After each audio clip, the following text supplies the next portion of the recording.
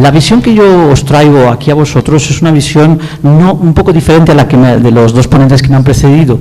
Es más bien hablar de lo que sucede en un lugar que produce energía, en este caso energía hidroeléctrica, a través de saltos de agua. ¿Qué sucede en torno a él? ¿Qué ha pasado en torno a él? Da la circunstancia que el sistema hidroeléctrico de Necaxa es uno de los sistemas hidroeléctricos más antiguos de México.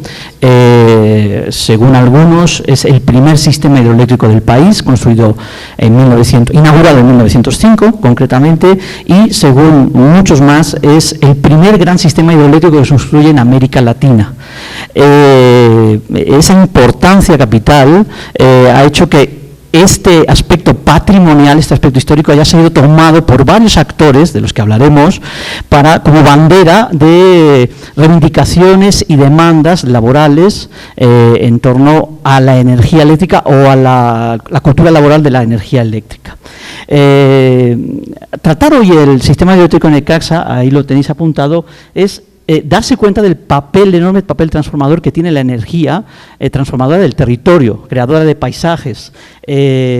Hablar de Necaxa es hablar de un testimonio vivo de la electrificación de este país. Es también es el testigo mudo de un conflicto laboral que aún sigue ahí latente, que es el que se produjo a partir de la extinción de Luz y Fuerza del Centro en noviembre del 2009 y sigue a la fecha. Y es también un ejemplo de cómo las posturas neoliberales de despojo del territorio, cómo afectan, aún a pesar de que hay todos unos rendimientos económicos en torno a este complejo, ¿no?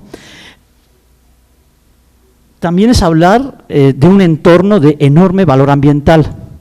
Es hablar de un patrimonio industrial construido de enorme valor, valorado, esto ya está siendo valorado por expertos de fuera de México, tanto es así que en una declaratoria que hubo hace un año alguien consideró que esto podía ser patrimonio de la humanidad. Es también un ejemplo de tecnología aplicada en el terreno de la generación hidroeléctrica y por tanto un ejemplo para aprender y para enseñar cómo funcionan estos mecanismos de producción de energía eléctrica. Es también un ejemplo de cultura laboral, por todo lo que sucede en torno a las formas de trabajo de la Luz y Fuerza del Centro, pero también por todo el conflicto laboral en torno al Sindicato Mexicano de Electricistas y todo lo que ha acontecido posteriormente. Y es también pues, un reflejo de la demanda de democracia, de valores democráticos, de derechos humanos, relacionado con esto, ¿no? Y también pues una cosa que quizás sea anecdótica, pues también es un ejemplo de cultura y ocio. Aquí surge o tiene su origen uno de los equipos más populares de fútbol del país, el Necaxa. Bien, ¿qué es? El sistema hidroeléctrico de Necaxa, cuando empezamos a analizar esto, llevamos poco, ciertamente este proyecto es un proyecto que está dando sus primeros pasos, nos damos cuenta de que tiene una particularidad. Este sistema que está en la Sierra Norte de Puebla, está dentro, este sistema, que ahora explicaré en qué consiste, está dentro de un área natural protegida denominada Cuenca Hidrológica del río Necaxa, que tiene una extensión, ahí la veis, de unas 420 hectáreas, kilómetros cuadrados.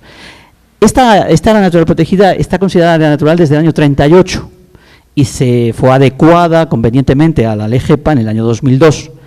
Es un área natural protegida que no tiene plan de manejo. Tuvo uno inicial, ahí nunca se aplicó y a la fecha no tiene plan de manejo con todos los problemas que eso supone, no tener un plan de manejo en una área natural protegida. Además de todo ello, este sistema hidroeléctrico y este área natural están dentro de una subcuenca del río Necaxa, de ahí unos 2.600 kilómetros cuadrados, que a su vez está dentro de una cuenca hidrográfica mucho más grande, que a su vez está dentro de una región hidrográfica, etcétera, etcétera, etcétera. Por tanto, es un lugar con una cierta complejidad geográfica en cuanto a sus dimensiones y a sus características.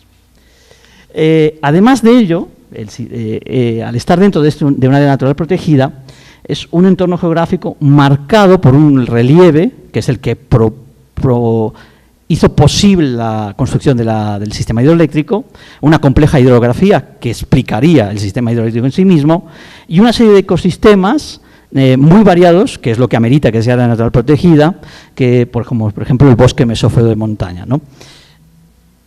¿Qué más hay? Por tanto, aquí hay unas escalas en todo este sistema, que os las pongo en un croquis muy rápido, que generan unos paisajes. Esto es una vista desde uno de los cerros cercanos a una parte del complejo, que podemos empezar a trabajar sobre esta cuestión de la construcción del paisaje como elemento, del paisaje cultural, como elemento de análisis y elemento de gestión para este territorio que tiene una serie de problemáticas económicas.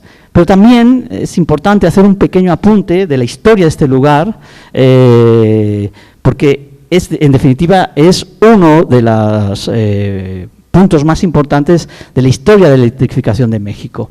La historia de Necaxa empieza allá por el año 1895, uno de esos tantos inversores, en este caso un francés, un médico francés, se asocia con unos arquitectos, un italiano y un francés, y consiguen una concesión para explotar unas caídas de agua que hay en el río Necaxa, en la sierra, o en lo que sería hoy el municipio de Juan Galindo.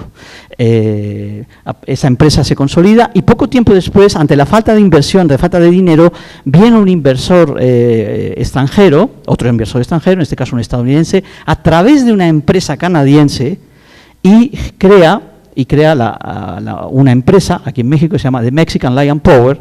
Esta empresa será la que tomará partida en la construcción del sistema hidroeléctrico. Será el gran inversor que abocará millones para construir, abocará técnica, abocará un enorme conocimiento en todo eso. El personaje, ese que veis en la foto, es uno de los personajes capitales de la historia de la electrificación, no solo a nivel mexicano, a nivel mundial. Es Frederick Starr Pearson. Solo una anécdota, vosotros recordáis seguramente Iron Man, el héroe de Marvel, se llama Stark. El Stark viene de este personaje. El señor consigue la concesión de este médico y inaugura una primera central hidroeléctrica en 1905, otra en 1924, otra en 1928, y él muere en 1915 en el Lusitania, en el barco Lusitania, que es torpedado por un submarino alemán en la Primera Guerra Mundial, y la empresa, los accionistas, van a parar todos, son comprados por una empresa belga, que es esta que veis aquí con este nombre, Sofina, y a partir de ahí sucede una serie de cosas cuando interviene el gobierno mexicano. Paro un momento aquí y explico algunas consideraciones muy por encima que vale la pena decir qué es esta operación de construcción de la hidroeléctrica. Mexican Lion Power es una empresa de un tipo que se llama Freestanding Company. Este tipo de empresas son, creo que se denomina semiautónomas, es decir, viene el capital de fuera, están creadas desde fuera, pero son autónomas en su operación dentro del país. Frederick Starr Pearson operó electrificación y creó proyectos de electrificación hidroeléctrica a través de la hulla blanca, de las aguas, caídas de aguas, en Canadá, en Jamaica, Estados Unidos, Brasil, Cataluña. Ahí tenéis una lista de empresas que montó. Y todo lo hacía vinculando la producción hidroeléctrica con la electrificación y sobre todo la construcción de redes de tranvías. Vinculado a esta empresa, estaba vinculada también la empresa de tranvías de la Ciudad de México, por ejemplo. Y en todas las operaciones es exactamente lo mismo. Este Pearson opera en Cataluña, opera en Brasil, opera en Jamaica, opera en Canadá y siempre sigue el mismo patrón. Producción de energía eléctrica, transmisión de energía eléctrica, producción para los tranvías, producción para iluminar. ¿Qué más? Es una de las 130 empresas, el 77% de las empresas que operaban en México del Porfiriato eran extranjeras, es un ejemplo más, y la operación de Necaxa, y creo que esto es lo más relevante de este lugar, está íntimamente ligada a uno de los procesos de modernización de la Ciudad de México y de la expansión urbana de la misma, que es la electrificación, la iluminación. La Ciudad de México se ilumina, es decir, tiene continuado proceso de iluminación a las noches gracias a esta central hidroeléctrica, que además es la primera que construye una línea de alta tensión en el país. ¿Qué más? La continuidad de la historia, muy brevemente, en los años 60, con Sofina, las acciones de Sofina son compradas por el gobierno mexicano en un proceso de nacionalización, y se crea la que muchos conocéis, que es Compañía de Luz y Fuerza del Centro, que se convierte en un organismo público descentralizado en el 87, con Salinas de Gortari, hasta el 11 de octubre de 2009, en una operación todavía difícil de explicar, que es la extinción de ese organismo descentralizado público por parte del gobierno de Felipe Calderón. A partir de ahí se inicia un conflicto laboral, sociolaboral, económico de una magnitud muy significativa, con unos problemas subyacentes que seguramente quien declaró la extinción no supo ver, y provocó un conflicto que hasta hace bien poco no se ha podido ver los primeros pasos de solución.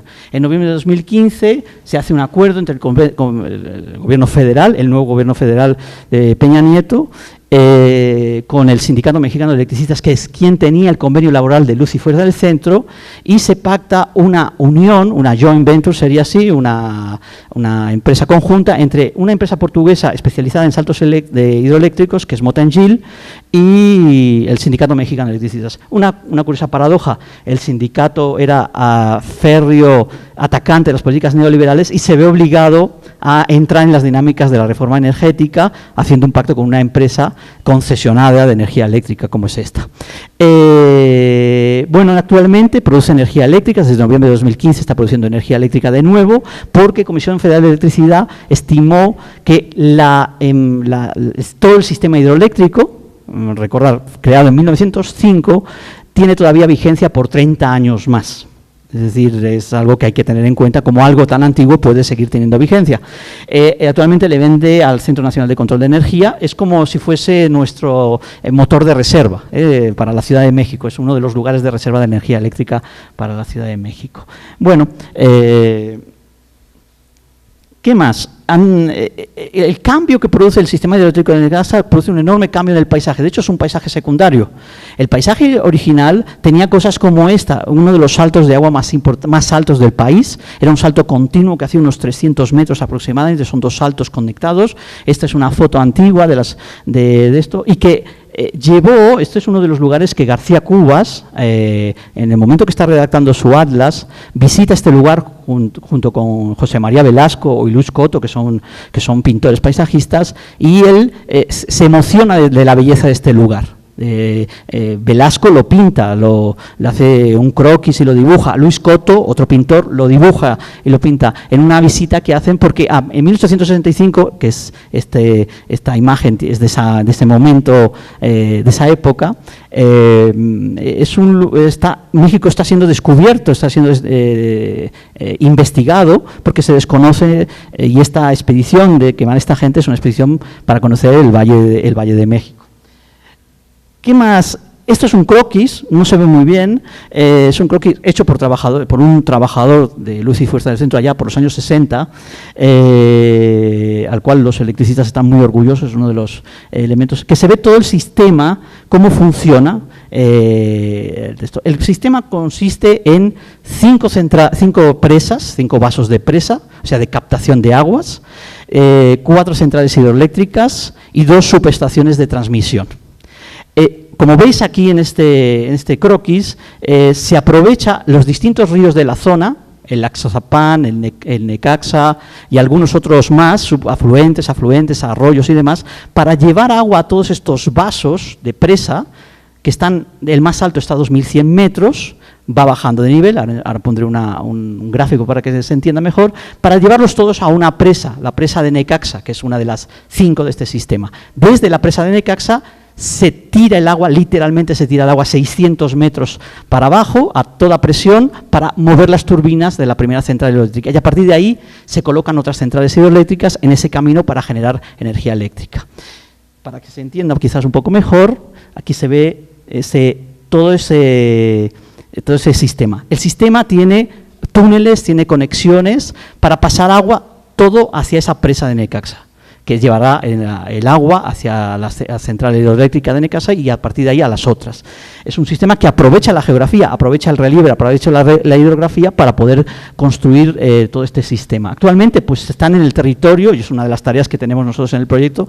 Hay muchas instalaciones, por ejemplo, hay un túnel de 30 kilómetros que corta toda la Sierra Norte y que captaba agua y la transmitía a las presas. Bueno, aquí no se ve el gráfico que quería ver. Bueno, un poco, muy rápidamente, las dimensiones, esto me lo voy a saltar. Sigue produciendo, el domingo tuvimos la oportunidad de poder visitar la planta, excepcionalmente, y sigue produciendo a la muy parecida capacidad que producía pues a mediados del siglo. Tal. Por tanto, este es un entorno que demuestra que este sistema hidroeléctrico, esta producción de energía, está dentro de un entorno ambiental muy rico, con elementos técnicos industriales que continúan activos, de alto valor patrimonial. Ese es un espacio geográfico contenedor de dinámicas sociolaborales, económicas y culturales muy diversas, muy ricas, ejemplo de su evolución histórica, recordad, desde 1905 a la fecha. Y además, todo esto nos permite construir, y es un experimento que estamos haciendo, construir todo un proyecto en torno al paisaje cultural y a la gestión de ese paisaje cultural.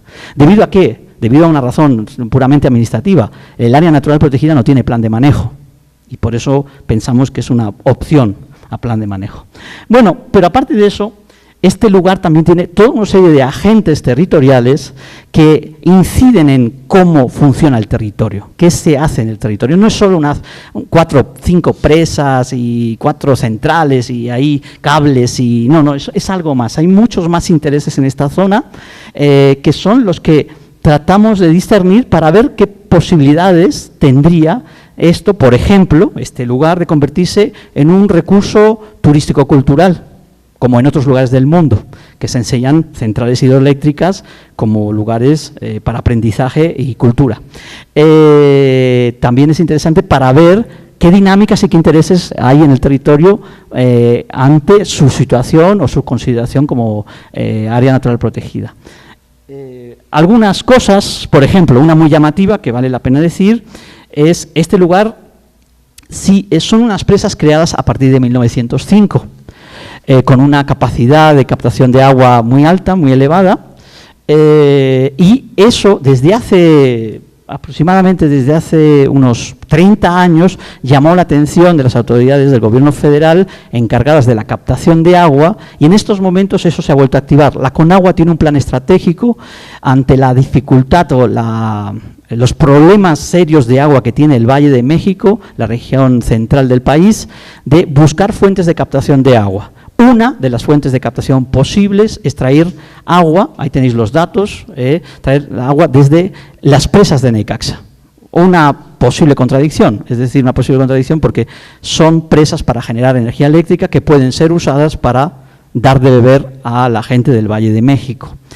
En un proyecto que, bueno, está en veremos, pero aquí tenéis ahí unos datos, se dice de estaciones de bombeo, etcétera, etcétera, eso. Si ha de volver a subir el agua, si ha de bajar, si ha de volver a subir, si ha de recorrer 100 y tantos kilómetros, etcétera, etcétera, etcétera, ¿no?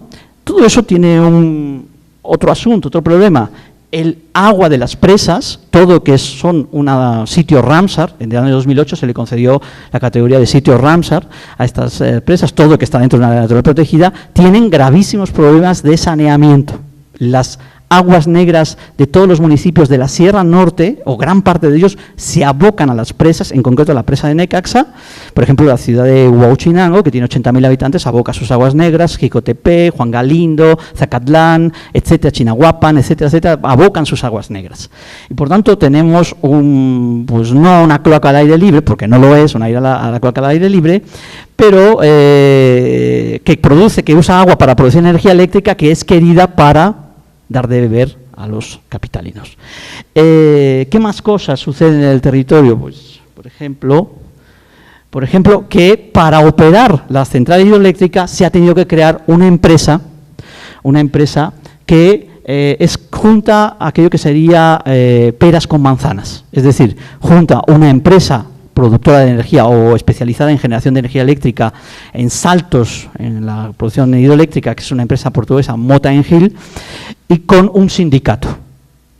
El sindicato se convierte en patrón y trabajador a la vez en esta empresa, que se llama Fénix, todo un nombre que tiene que ver con el resurgimiento de Luz y Fuerza del Centro, que opera, que vende a la CENACE y que da trabajo a una masa laboral que en el momento de la extinción de Luz y Fuerza del Centro supuso el despido automático de un día para otro de 44.000 trabajadores. Esta nueva empresa solo va a dar trabajo a un porcentaje de unos 574 trabajadores, que es solo el 5% de los que vivían en la zona en torno a Necaxa.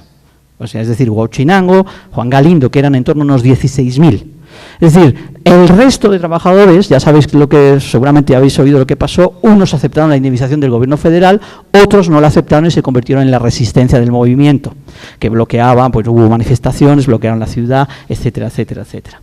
Es una solución, una nueva solución que están proponiendo es la creación de una cooperativa que el diseño lo está haciendo el Politécnico Nacional, que va a ser el outsourcing para esta empresa. A esta empresa le han concedido, el actual gobierno le ha concedido la producción de 14 estaciones hidroeléctricas en todo el país, las antiguas estaciones que tenía control Luz y Fuerza del Centro. Por tanto, es una cosa bien paradójica. El propio sindicato es amo y trabajador, el propio sindicato va a hacer outsourcing, en el cual siempre había estado en contra, el propio trabajador el propio sindicato lo tiene que poner todo en un convenio colectivo para que todo esto se amarre. Otra cosa más, el Sindicato Mexicano de Electricistas. Sindicato Mexicano de Electricistas y Luz y Fuerza del Centro, cuando se extingue, la prensa nacional criminaliza rápidamente el movimiento, pero en ese asunto esconde un problema sociolaboral muy grave y que a la fecha lo que se ha producido es la partición del movimiento sindical en sí mismo. Muy rápidamente, entre el 2009 y el 2015, pues se crean dos grandes grupos, los que aceptan la indemnización del gobierno federal, los que no la aceptan, los resistentes, y actualmente lo que ha pasado es que se han creado todos esos grupos. Los líderes, que son los que negociaron con el gobierno actual esa creación de esa empresa y que se han llevado las ganancias de esa nueva empresa o de los nuevos réditos de esa de esas concesiones que se han dado, los que van a trabajar en esa nueva empresa, los pensionados y jubilados, porque también hubo una diferencia entre los pensionados anteriores y los actuales. No se pudo extinguir plenamente Luz y Fuerza del Centro porque el pasivo laboral de esta empresa es una de las cosas que seguramente el secretario del Trabajo en su momento no debió saber o no quiso saber. Se representaba el 2,5% del patrimonio de la empresa. No sé si os hacéis la cuenta, o sea, valía mucho más lo que se les debía en pensiones y lo que se les tenía que pagar por indemnización que la propia empresa. Entonces, eso era un gran problema, por eso se ha tenido que hacer toda esta operación. Y luego, los que no tienen trabajo y siguen siendo resistentes, y los que cobraron y quieren trabajar y no encuentran trabajo. Por tanto, tenemos una masa social, una masa poblacional en estos municipios que están en torno al sistema hidroeléctrico, que está en esta coyuntura. Y, por tanto, es un lugar conflictivo. Es un lugar que para acceder y poder entrar y hacer cosas hay que pactar con muchos grupos y mucha gente, porque si no, no puedes trabajar. Bueno, ¿qué más? El Gobierno del Estado de Puebla, para que veáis un poco las cuestiones del despojo, cómo estas cosas y las locuras, ¿no? El Gobierno del Estado de Puebla, en el Gobierno de Moreno Valle, pues ha querido hacer aquí un proyecto turístico integral en Necaxa. Literalmente en la prensa salió que se quería hacer un símil del Valle de Bravo, el Valle de Bravo poblano. Obviamente, sumamos, el agua se quiere en el Distrito Federal, el agua está contaminada, el agua se usa para la energía eléctrica, pero se quiere hacer un desarrollo con campos de golf, fraccionamiento, malecón, para yates, etcétera, etcétera. Obviamente hay gente que se opone a todo eso porque esto es despojo, pero otra gente no se opone porque es fuentes de empleo. Y ahí tenemos otra controversia en estos momentos. Los ayuntamientos con sus recursos muy escasos tienen algunas buenas intenciones. El que tiene quizás mejores intenciones es este ayuntamiento, que es muy pequeño, de unos 10.000 habitantes, que es Juan Galindo, que es el centro de este lugar. Es el centro de este sistema hidroeléctrico, que ya ha iniciado en el nuevo gobierno municipal un proyecto que se llama Necaxa, pues ahí Pueblo de la Luz. Tiene solo un presupuesto de 7 millones de pesos. Difícilmente va a poder hacer gran cosa. Y finalmente decir que hay una sociedad civil organizada que es la que está detrás de la defensa de este espacio como por su alto valor patrimonial, la que se está moviendo para darlo a conocer a través de varias cosas. Una muy importante, que es la recopilación de la información sobre este lugar. Cuando se extingue Luz y Fuerza del Centro, ahí en Marina Nacional, es conocido, entra la Policía Federal y se queman documentos, se queman archivos enteros y desaparecen. lo que queda de Necaxa, lo que queda de la información de este lugar, es salvado por los trabajadores, que lo guardan en sus casas, y luego a través de esas asociaciones, hay dos asociaciones muy fuertes que son las más protectoras, digamos, de esto, velan no solo por documentarlo, sino también en estos momentos ya, pues en difundirlo. Por ejemplo, el año pasado se hizo una exposición que es fruto de este cartel que veis aquí. Sé que se está trabajando una exposición en Cataluña con fotografías de la gente de México que han recuperado, porque Pearson, el creador de todo esto, también operó en Cataluña, también operó en Brasil, y por tanto hay un ejercicio de recuperación de la memoria y del patrimonio a través de esto. El INBA, ¿qué hacen? Poco. Nada. Así, exactamente. Entonces, simplemente para cerrar, en torno, el trabajo que aquí he mostrado es simplemente en un lugar, un sistema hidroeléctrico. ¿Qué sucede a su alrededor? No solo se produce energía eléctrica, fijaros que casi no he dicho lo que produce, 85.000 megavatios, sino que suceden toda una serie de cosas, hay una serie de actores, hay un territorio muy móvil, muy flexible, que se articula y que explica lo que acontece alrededor de todo esto. En todo caso, muchísimas gracias.